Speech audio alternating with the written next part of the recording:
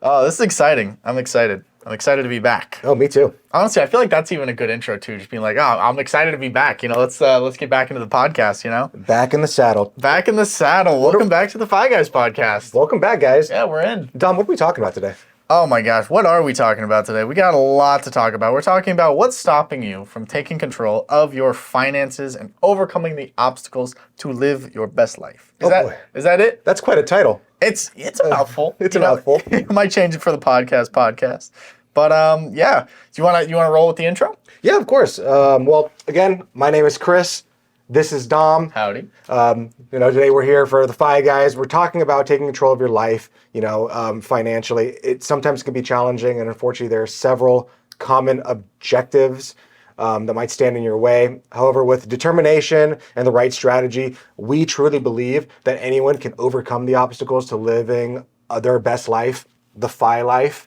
Yeah. So today we're going to talk about some of those obstacles that typically get in the way, and then some of our recommendations and my personal recommendations and professional recommendations for getting past those, so that you can live your best life and not allow fear or concern to just hold you back from ever taking control of yourself financially. Absolutely. But before we do that, Dominic, I've been gone for a little while, so tell me, what'd you do last week, buddy? We missed last week's pod. We did Sorry, miss everyone. last week. Yep. No, you're good. I know you had a better week than I did. Not saying my week was bad. I just, stick to the gym, more cold plunge, more sauna, more editing, posting, playing some games, I got some new books that I'm actually stoked about. One's on the way, one's Audible. I don't know if you guys are you more of an Audible guy or like a physical book? Oh, no, 100% Audible. I figured, yeah. For those that don't know, Chris has this crazy superpower that he can listen to audiobooks and podcasts at 4x speed. And it's the most, it's like Alvin and the Chipmunks on steroids. It's and he's like, yeah, I got the whole thing. It's I need to get to that level. I'm still on 1x, but. It's kind of funny you mentioned that. So I was recently on a vacation, and we'll talk about that here in a second. But yeah. I got back very late on Sunday night because, for those of you that don't know, on the West Coast, we had something called Hurricane Hillary, which was supposed to destroy California. It did nothing. It probably rained for 5 minutes. But when I was trying to get home, it decided to shut down. They shut down every single flight. So I was supposed to get home from Seattle at noon on Sunday. I didn't get home till midnight Sunday night. Ooh. So it was bad. So I was supposed to have all of Sunday to clean up my house, get everything back in order. Yeah. So all of Monday became dedicated to me re-cleaning my house and getting it nice. So during that day, I listened to The Maze Runner, the entire audiobook. Really? Which is 12-hour audiobook. I listened to the whole thing in the day while I was cleaning. How many hours did it take you? 5, 6. It's so crazy, man. It's crazy. Oh man. That's so wild. I swear, I get so geeky over that. That's gnarly. That's so gnarly. So where did you go first off? Oh yeah, sorry. So I was in Alaska. Okay. My mom, she really wanted her one of a bucket list trip, if you will, was, hey, I really want to go to Alaska and I want to do one of the cruises up there, one of the week-long to 10-day cruises. Mm-hmm. So I said, I don't know if I could commit to 10 days of being away from work, but I can certainly commit to a week. Yeah. So my mom and my dad and my wife and myself, we both got adjacent rooms next to each other with little balconies. We sailed out of Seattle. Okay. We went to Skagway, Juneau. Juneau's the capital. Yes. Okay. Skagway, Juneau. I'm so sorry, I can't remember the last one. No, you're good. And then we went to Victoria, Canada, on the way and stuff back. like that. You liked it? Yeah, it was great. The thing about cruises is it's really, really fun if you want to go and eat and drink yourself into oblivion. Yeah. I like to eat. Drinking is. I don't drink either. It's I'll do it occasionally, but I'm not there to get crazy. But it was really, really fun. We got to go on a whale watching tour, which was great. We got to see humpback whales. We actually saw an orca, which was really cool in the wild. That's awesome. And then we went on a little lake tour to go and find animals. Mm-hmm. Saw a bunch of bald eagles, seals, which I've seen a lot in California, and then a black bear, which was pretty cool, actually fishing. Really? Mm-hmm, fishing in the river. That's amazing. Yeah, he was doing very poorly at getting the fish. Okay. But it was still really fun to watch him jump and smack the water and try. Dude, maybe we should just do cruise reviews. I'm telling you. Yeah. I want a business where we can just like go on vacation, just write it all off. It's like, yeah, we're just giving reviews and stuff. It'd be great. But how did you get to this point? You took a 1 week off from your job, you and your family. That all stems from your financial literacy. Yeah, I think so. I mean, I remember a time where, shoot, a week-long vacation was an impossibility. And now I'm at the point where I'm taking 3, 4, 5 a year week-long vacations. Yeah. And I would say a lot of it came from financial literacy. But not only that, but learning things and then actually applying that knowledge. That's the key. Yep. That's the key. Yeah, you got to implement things that you learn. Otherwise, it's just sitting there. It's like buying a book and never reading it. What's the point of that? Yeah, or even writing or just reading the book and just saying like, that was fun. Yeah, and then, exactly. Putting it up on your bookshelf and nothing ever changes. Yeah, it's a waste of everyone's time. Yeah. And now, is it fun? If you get entertainment from reading a book that's supposed to give you information, great. But if you need to take maybe 1 or 2 little snippets of those things and see what can I apply to my actual life. Yeah, and many people aren't living adequately because of their lack of education, right? Yeah. I mean, I think coming back, bringing this full circle back to the channel, back to Fi Guys, and actually talking about taking control of your finances. I feel that one of the biggest things that holds people back from actually doing that is a lack of financial literacy.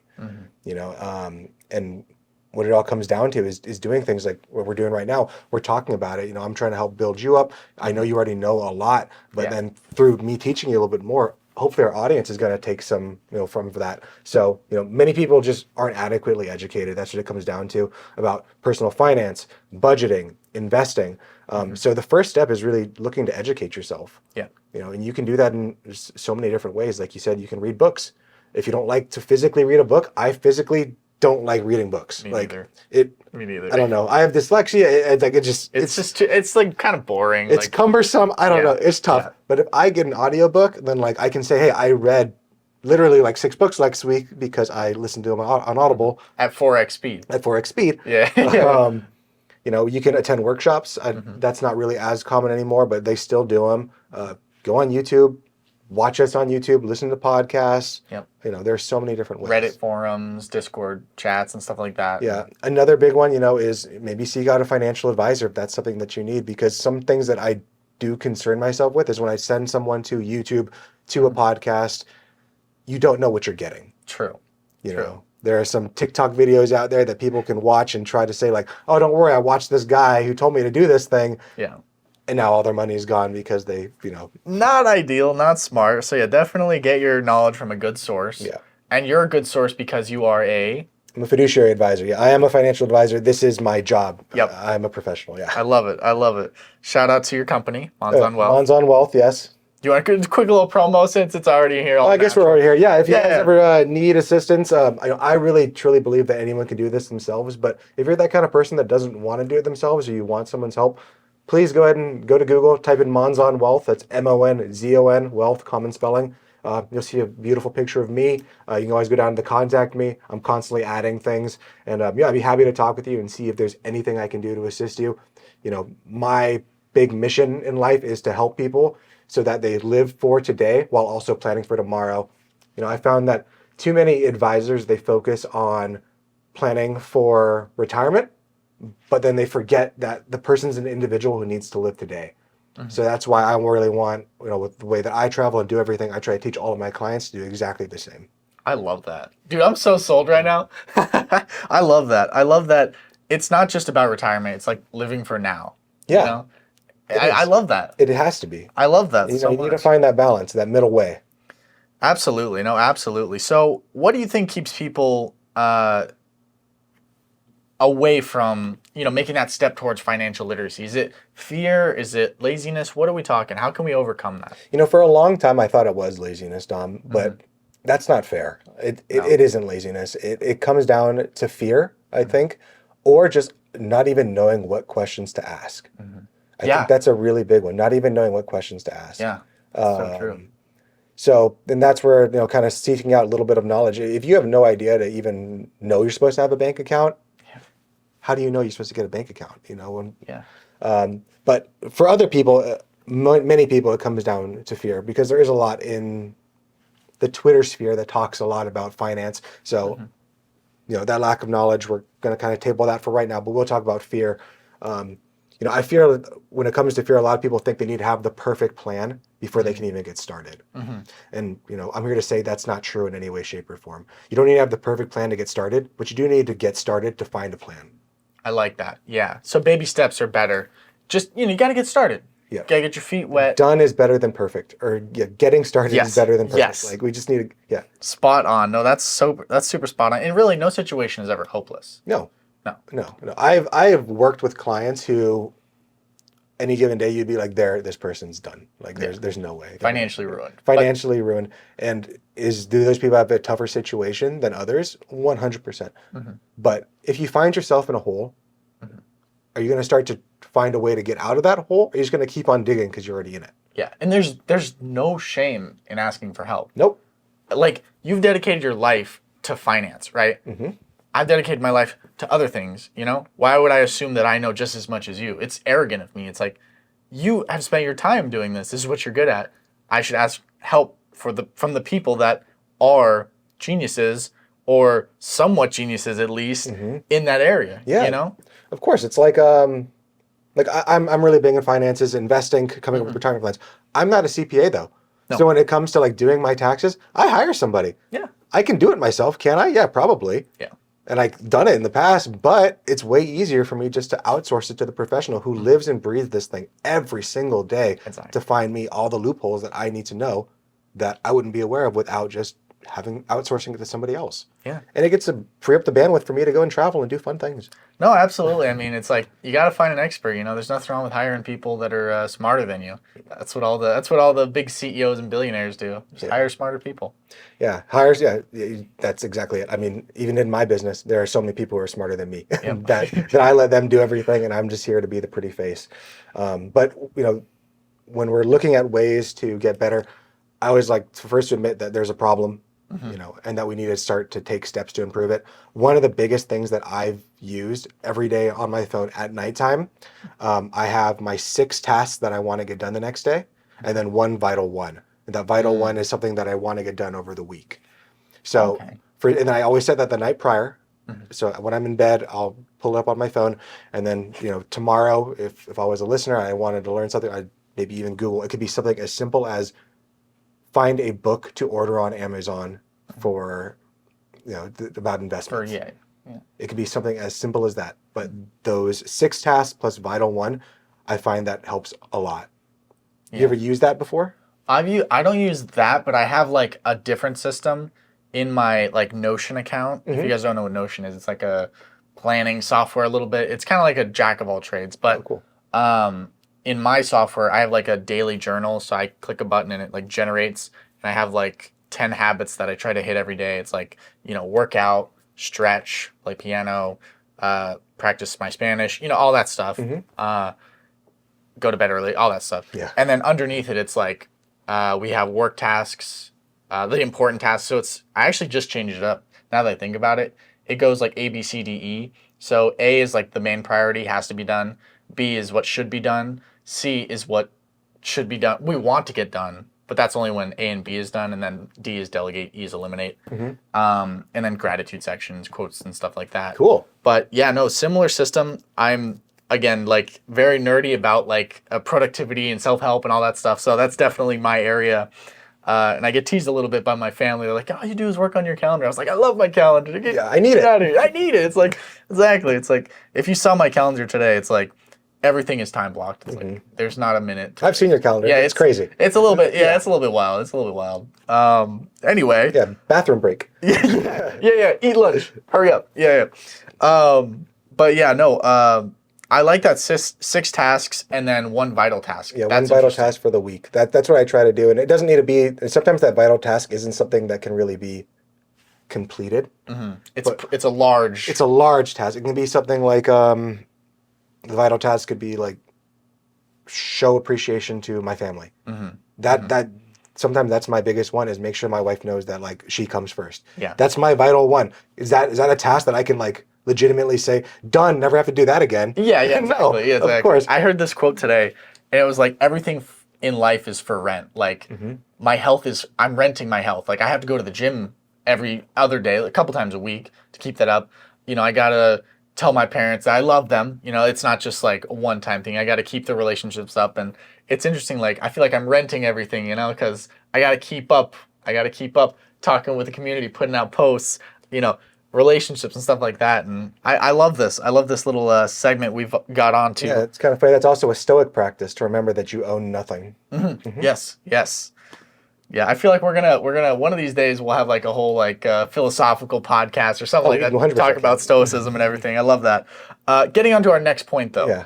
High levels of debt. Many people in this situation that have lots of debt, they feel kind of hopeless and they feel like someone needs to save them. So, you know, someone is going to drop out of the sky and save them, or they might buy a lottery ticket. You know, I know a lot of people that, oh man, if I get the lottery, I'll pay off my house, I'll pay off this. It's like, interesting. How can people start to learn to save themselves? You know, unfortunately, it's really tough. That's something that is very, very common. You know, I don't know if you know this, but, and it's not the kindest thing to say, but the lottery has also been known as the poor tax, because most people that actually end up purchasing lottery tickets are in poverty themselves, because they're hoping that this is going to be my ticket. This is the one way out that I know, that I can figure out, that I can hold tangibly. Because, you know, there aren't many people with high net worths who are playing the lottery, even though they have the disposable income to go and buy thousands of tickets. Yeah, buy thousands of them, and if they don't lose anything, that's fine. But if you're actually spending, you know, the money that you need to put the gas in your car, then that's a real situation. But it comes down to taking ownership of your life and 100%. finding out that no one's going to come and save you. You know, we talked about it last podcast, but the cards you were dealt in life, it's not fair that you might have been dealt those cards, but you still have to pick them up and play the hands you were played. Absolutely. You know? Yeah. An old employee of mine actually told me this quote a long time ago. His mom used to tell it to him. Yeah. So I have to tell you the quote, you can see what kind of a mom she was. Okay, this would be interesting. But it was, life isn't fair and the world doesn't care. That's a tough mom. That's a tough mom. A tough mom. Preparing her son, I assume, for the world. Yeah, but this young man, you know, he's probably like 25 now, 26, working as like a chief investment officer for some bank up in Sacramento. He's doing really well for himself. Very, very smart young man. But you know, when he told me that, I was like, your mom told you that? Damn. I thought they were supposed to be the beacon of love. Who's your father? Your father must be just stone cold then. Must have been a monster. But... Yeah. Are you good? Are you okay? Good Lord. No, that's but true though. Yeah. Super true. Very true. It's really true. You know, a lot of people, they just say, it's not fair. My parents didn't teach me this. And then they just fear that someone needs to come and rescue them and fix it. Yeah. But no one's going to come and take control of your life but you. No, you almost have to have a heart-to-heart with yourself and decide that no one's coming to save me. Only I can save me. And you got this. Like, you can make a change in your life, a big change, and really get to this financially freedom style of life, you know? And it is very possible. You can't. I mean, I can just tell you, like, I recently spoke with another prospected client who I was trying to help out, and she was saying, well, my job doesn't offer me a 401k, so why should I even save money if they're not going to contribute? Match it. Gotcha. Not going to contribute. Why should I save money? And I had to tell her, is it your job's responsibility to plan for your retirement, or is it yours? Yeah. Yeah. And even after I said that, she still continued to fight me and say, it's not my fault. It's not my fault. Someone else needs to come and rescue you. Eventually I had to tell her, like, no one's coming to rescue you. You need to rescue yourself. Damn. Damn. You know, we're going to see where that goes. Damn. But, you know, sometimes you need to have a heart to heart and Yeah. really tell somebody that no one's coming. I'm sorry. Like, Yeah. It's just a quick side note, a really great book that taught me that no one's coming is the book by Jocko Willink, Extreme Ownership. Okay. You know the book. I do. That's a great book. That's one of my favorite books. It's a you gotta love Jocko. If you don't know Jocko, he's like the most like meathead guy, but like smart Navy SEAL, entrepreneur, business owner, motivational speaker and stuff. And he talks about extreme ownership, that like everything that happens in your world, your fault or not your fault, you have to take ownership of. 100%. You know, and I just love that message. And it goes exactly what we're talking with today. It's like, you know, they might not match me, but like you said, I got to take responsibility for my future and make sure that I have enough money for later. I have something to give my kids. I have, something to put on the table, And so that's a great book if you guys haven't checked that out. Extreme Ownership by Extreme Jocko Ownership Willink. by Jocko. There's also The Dichotomy of Leadership. There are so many different books that he has read that or that he has written.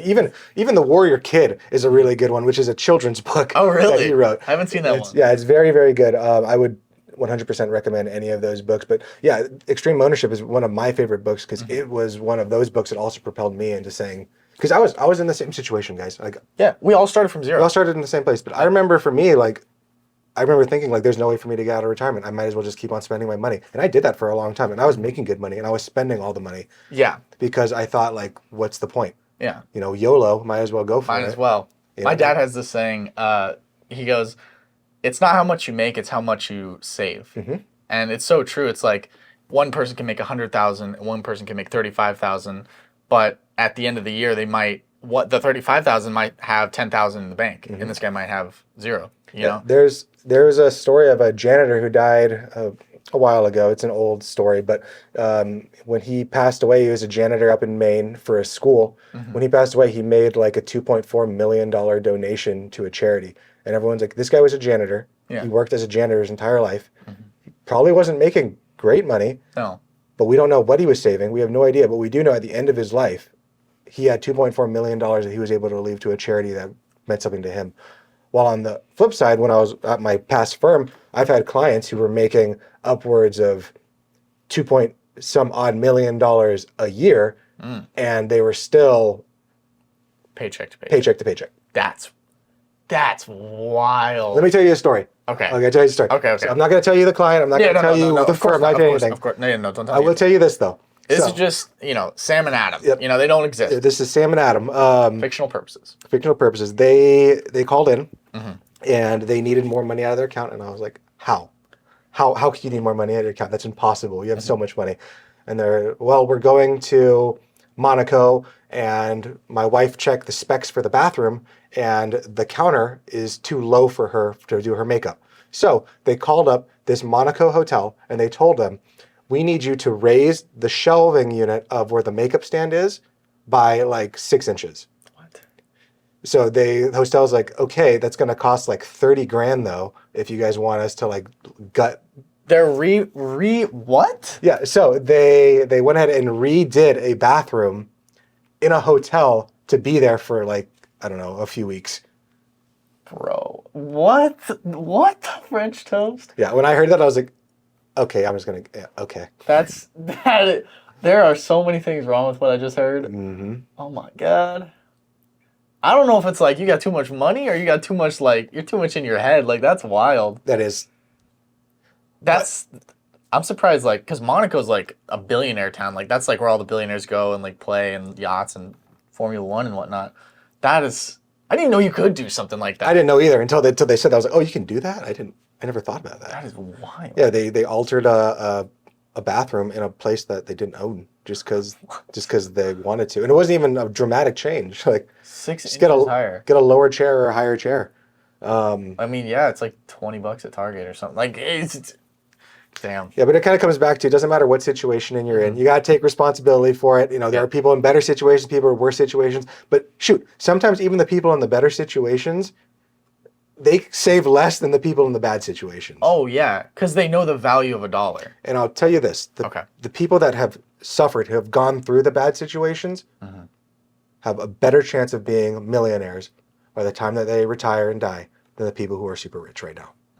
Or who never had to work for it, who never had to see what the other side is.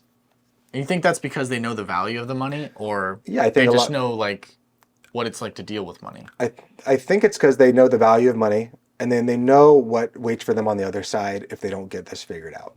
Yeah, that's true. Yeah. But sometimes NFL players are a great example. They have to learn too. Because a lot of NFL players will come into a bunch of money and they don't understand how to use it, and then they go and they blow it all. But then once they blow it all, I'm sure their next venture, they're not going to do it again. Yeah, I'd hope not. But somebody if you stay in that poorness and you eventually learn like the way we're doing it slowly, you're not going to fall into that. But there's different ways to consolidate your debt. If that is you, they can do the debt snowball or the debt avalanche approach that we talked about last time. Debt snowball is we're going to focus on the smallest balances first, pay them off. Optimally, it's not the best, financially. Or you can do the debt avalanche, which is whatever has the highest interest rate, pay those down first. And I don't care if you can only put $10 towards it a month. You need to put something, because just letting it continue to get worse and worse and continue to dig that hole because you think someone's going to save you is never going to get you to where you want to be. Yeah, honestly, but you don't want to, feel guilty for living beyond your means. Sometimes you got to cut back. It's like what we were talking about. I think it was on the first or the second podcast. You got to know what your essentials are. Got to have food, got to have water, got to get the lights on. Yep. I don't have to have Netflix. I don't have to have, XYZ, stuff like that. So overspending and lifestyle inflation can be a big part of the problem. I know, like you were saying, for like football players, it's like they come into a lot of money. Now they're buying houses for their mom. They're buying houses for their girlfriend, for their side piece, they're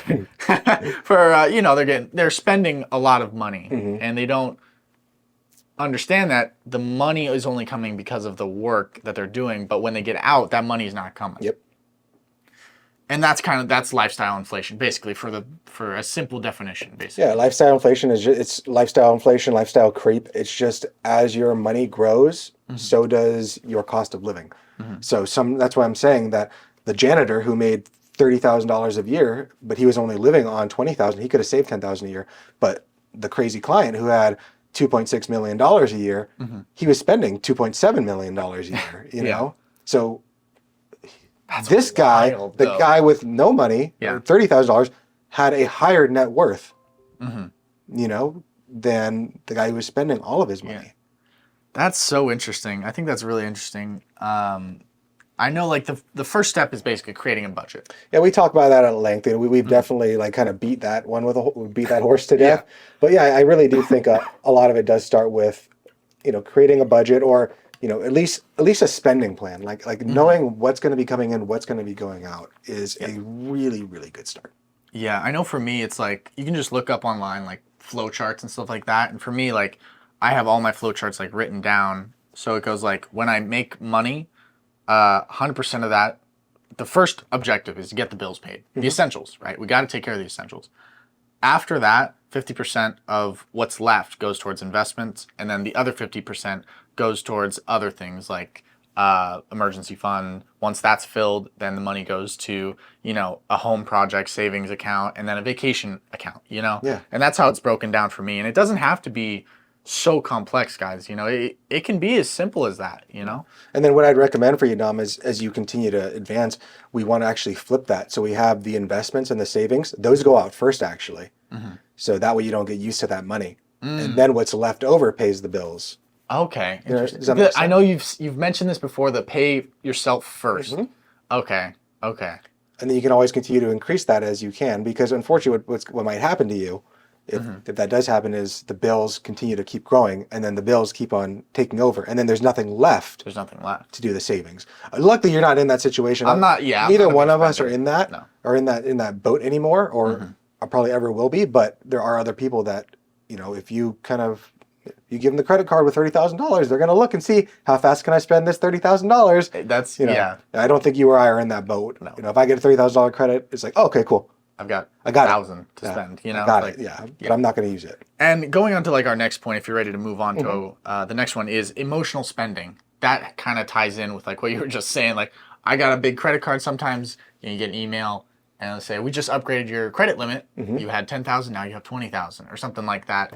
And you almost get a little giddy, a little excited, but to the untrained wallet, we'll say, that could be a crutch to go and spend money that you shouldn't be spending, and, spending emotionally, maybe during a stressful time or boredom or other things. I know Amazon has made it, I don't know how it is in your house, but I came home from my Alaska trip to like oh no, 9 or 10 different boxes. It's not me, it's my wife. it's Yeah, I'm gonna shut my mouth. Yeah. I don't know about. We don't spend that much money. I don't.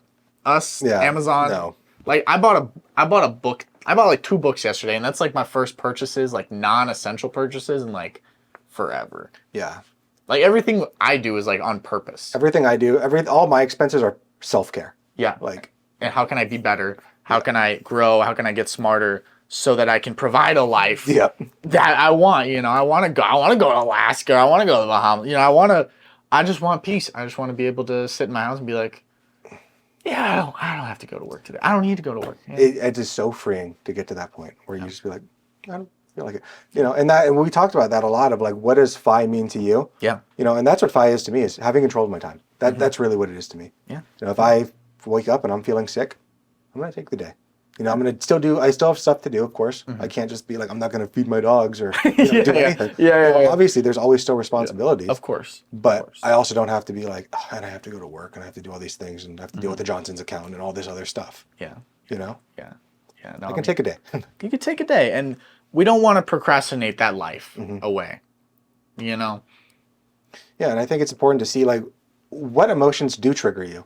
You know, like you just said, is it the boredom? Is it the sadness? Is it this? You know, I know in my family, something that I kind of watched is the stressful spending. You know, and there's people that stress eat. You know, Yeah. it's kind of the same thing. But noticing those triggers and then being mindful of them, and then putting when you feel that emotion, like I'm feeling stressed, I'm feeling bored, I need to go and buy a thing on Amazon.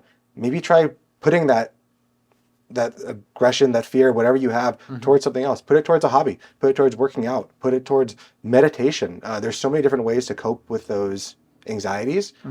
You know, one great tool I would say for Amazon in specific, because we just talked about it, is the 3-day rule. I had to implement that with my wife, and every so often she still forgets about it. But if you want it, you put it in the cart. If it's in there for 3 days, because Amazon will tell you when you put it inside the cart. Yeah.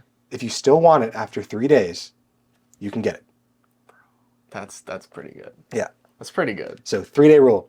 Those impulse buyers, you know who you are. I'm not calling you out, but you know who you are. I mean, we've all been there. Yeah. At least once. They make it so easy with the one press Yeah. buy. They have all my credit. They have every credit card. everything. They know. Yeah, we can get it to you tomorrow. Yeah. You want overnight? Oh, and turn off your notifications. That's another big one. Turn off your notifications on your phone. Yep. Yeah, no notifications from any shopping things. You shouldn't get them. Yeah. Yeah, and then any emails you get, unsubscribe. Trash. Unsubscribe immediately. Get it out of there. And you know, a lot of that kind of spending and those habits, what I've found, at least in my friend group and stuff like that, comes from their family actually. Yeah. You know? If the parent doesn't know a lot about finance, they're not going to teach a lot about finance. So the kid goes down the same cycles and the cycle just repeats. Yeah. You know, but also on the same, if the parent is wealthy, and sometimes when the father will be wealthy, right? And he'll teach his sons how to be wealthy or his daughters how to be wealthy, right? But when the sons and daughters grow up, they don't teach. So it's like you kind of always have to teach the next generation wealth and like the respect of money and like the rules and the laws and, you know, all that stuff, you know, and Yeah, there's an old saying that I like. It's I think I know hard times make strong people make good times make hard times. no, good times make weak people make hard times. Yeah. Cycle repeats. Yep. But it's that exact thing. But yeah, a lot of it does come down to what you were taught as a parent or from your parents. And again, unfortunately, I've seen a lot of people who didn't get taught anything by their parents. And again, it becomes, oh, woe is me. Yeah. You know, mom and dad didn't teach me anything, so why should I have to do it? Again, you have to take responsibility first and foremost. But why continue to allow the generational sin to continue?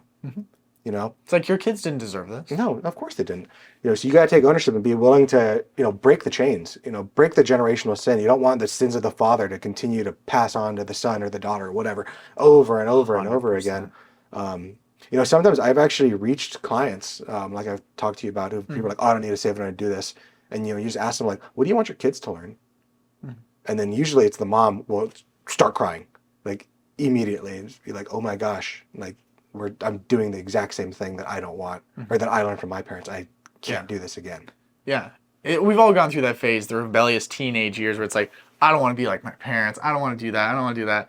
And then as time goes on, you start to emulate them and do as they do because that's all you see. And, I think part of it's changing your circle and changing what you consume. Because if all you consume is finance stuff, you're going to learn more about it. Like today, I had my first personal training session with a personal trainer. Really? Yeah. Awesome. Yeah, and I really don't do squats. I usually use all machines, right? But I watch a lot of fitness content. So I know a lot about it, and I didn't realize I knew a lot about it. And he was asking me questions that were kind of advanced and stuff. And I'm like, oh yeah, a guy like this, And then he's like, let me see your form. And I was like doing the form and everything. He's like, that's pretty good. You sure you're new? I'm like, well, I'm new to doing, but I've done a lot of learning. Yeah. And as long as you're in the space consuming, when the time comes to stop procrastinating and get in the arena, you're like, oh, this one wasn't as scary as I thought it was going to be. Two, it's super. It never is. It never is. No. And two, it's easy to implement because I've soaked up so much knowledge. Yeah. And maybe that's sometimes we're just taking in all the knowledge like we talked about earlier and not doing anything.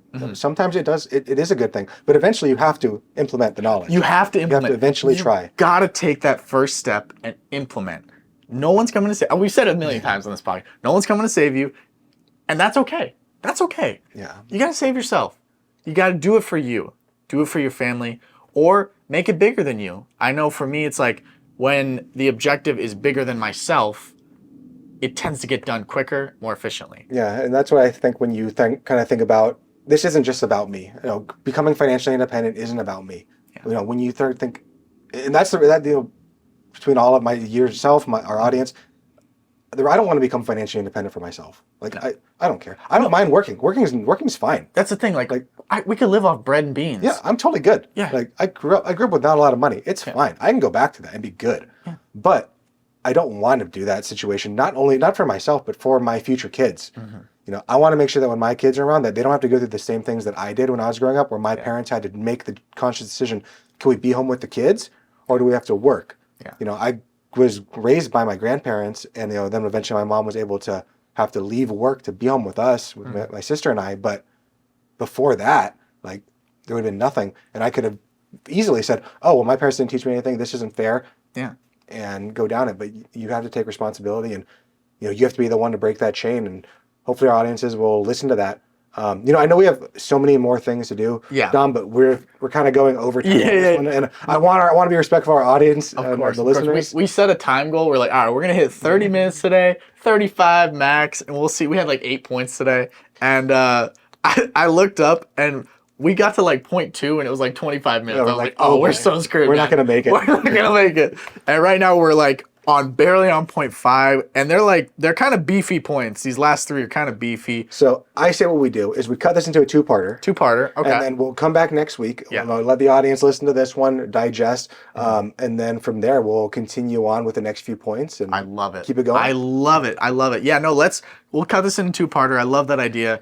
Next week on our podcast, we'll start off finishing off where we left off. I love that. I love that. Yeah, because there's some great points in here that easily 30 minutes. Easily. We could make this a long podcast if we kept going. I think it's important because unfortunately so many people they never get around to this. They put it off and they put it off and they put it off. And if you think about it, if you don't know where you're going to be in 10 years, you are where you're at. Yeah. You're there. Yeah. If you have no plan, you're there. My mom always says, if you fail to plan, you plan to fail. If you fail to plan, you plan to fail. And I know his mom.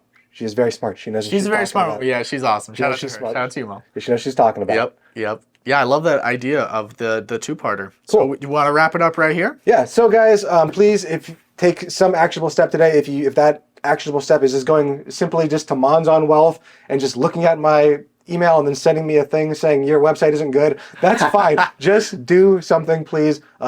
Hit that subscribe button, smash the like button, put a comment inside there. We'll be sure to get back to you as best as we can. And any questions too that you guys have, just drop them in the comments. We're hungry to answer questions, honestly. Yes, we have so much different content to talk about, but ultimately we want to make this a community and be there for you. So Dom, thank you so much for today. Thank you, man. This is great. This is one of my favorite podcasts. Me too, man. I loved it. Oh, I love it. I can't wait to get back to next week. And yeah, guys. All right, guys. See you guys later. Peace. Bye.